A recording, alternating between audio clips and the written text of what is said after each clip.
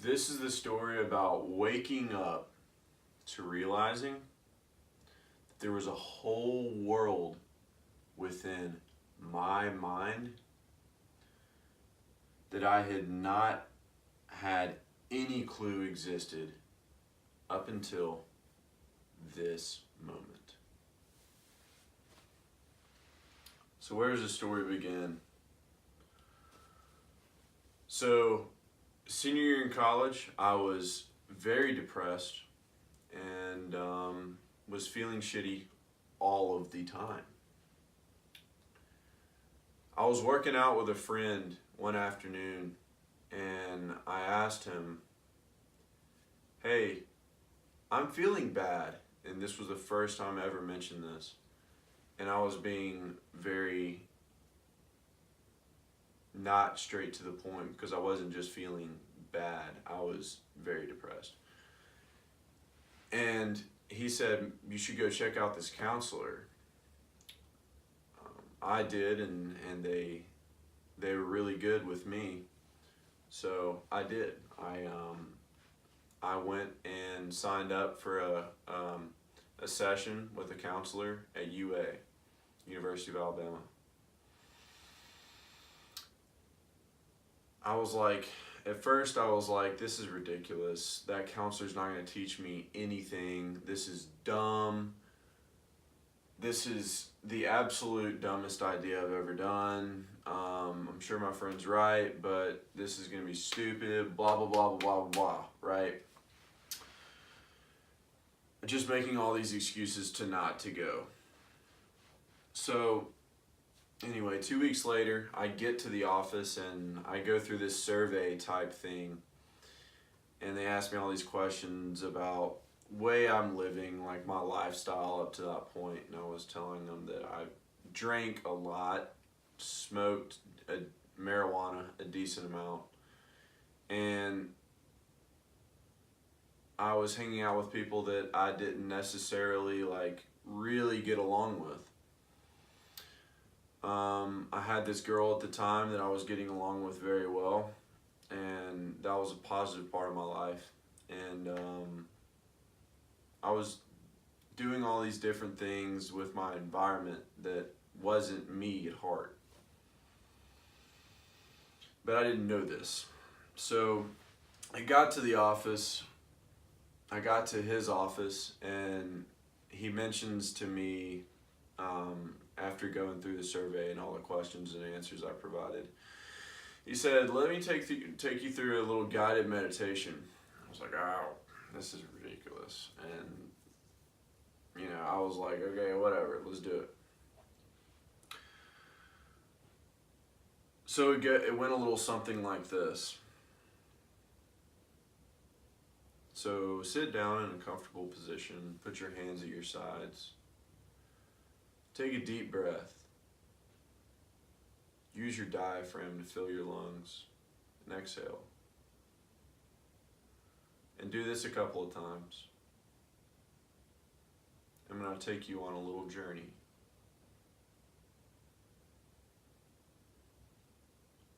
So you're walking down a gravel road in a very wooded path. Cars have been along this path, and you can tell, but not too many. It's old gravel. It's been there for forever, but the road hasn't been used that much. Trees overhanging the road, large old oak trees. You come to a gate, branches from the road. You push the gate open. Gate's heavy. It takes effort to push it open. And you find yourself in a grass field, grazing cows, farmed wheat, hay's everywhere. You sit down in the middle of this field.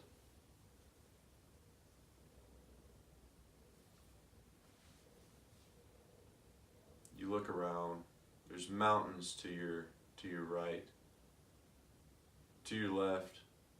grazing cows. There's a pond. So anyway, this went along for a decent amount of time. And 15 minutes later when we end, he mentioned that your thoughts, when they arose, you came back to the anchor of my voice. And I was like, yeah, I did. And I was prompted to do that at the beginning. And what an anchor is something, a sense that is getting you back to the present moment.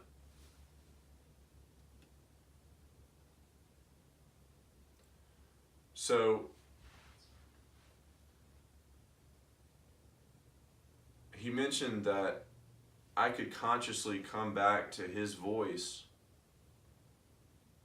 as well as have my thoughts roll at the same time. But where I was sitting in the middle of that grass field, watching the cows, looking at the hay bales, looking at the mountains to my right.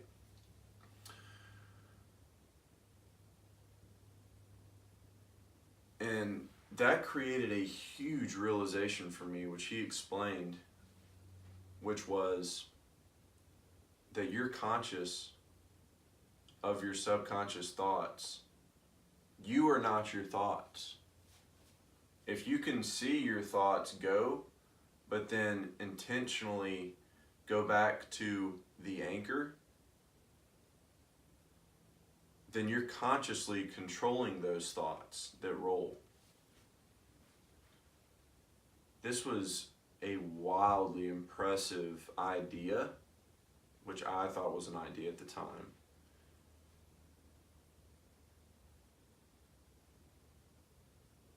And what happened there was that I realized that the thoughts, the negative thoughts I was having all the time wasn't me. I'm consciousness. There's no I, but consciousness. It's consciousness. If I'm conscious of the thoughts that are rolling, how am I those thoughts?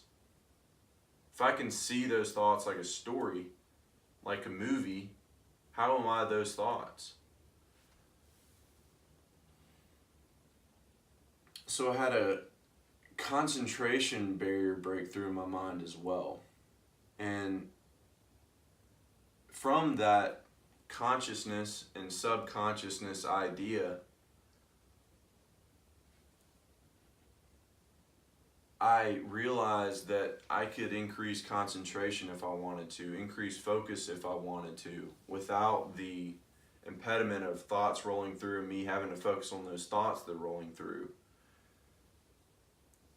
And this unlocked a new door in my mind.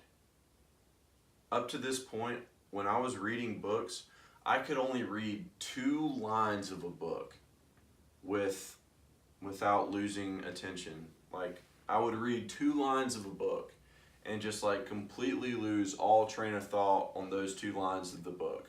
It was ridiculous. It took me forever to read a page. It took me like 4 minutes to read 1 page of a book.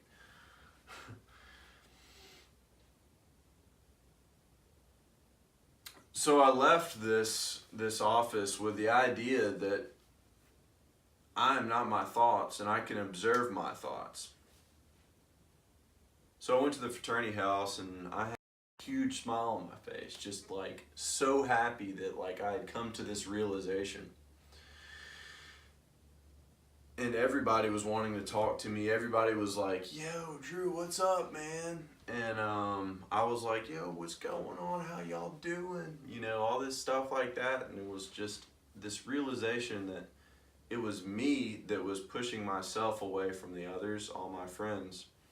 And if I could consciously see my thoughts roll, then I'm not necessarily those thoughts. And I can then bombard those thoughts with what I want and bring intention into my life.